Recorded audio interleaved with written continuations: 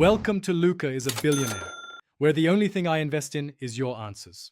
You'll start by confirming prerequisites and then begin the backup process. You must have an Azure subscription with backup operator or contributor rights. Once confirmed, create or pick a recovery services vault in the same region.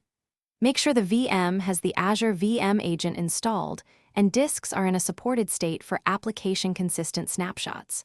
Then open the vault, choose Backup, select Azure Virtual Machine as the workload, and click Protect to register this VM for backup. Now configure the backup policy to control when and how recovery points are created.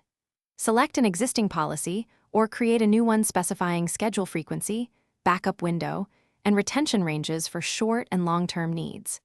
Enable application-consistent snapshots if your VM runs databases or stateful apps, since this quiesces I/O for reliable restores.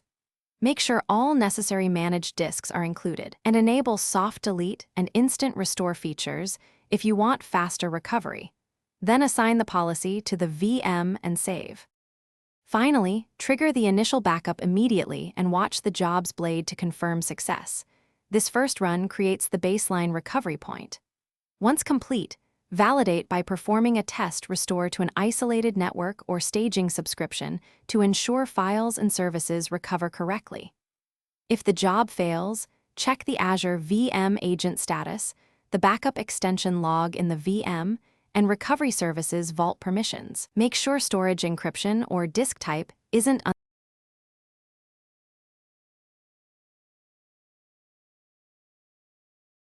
Thanks for watching and please subscribe. It's the best investment you'll ever make.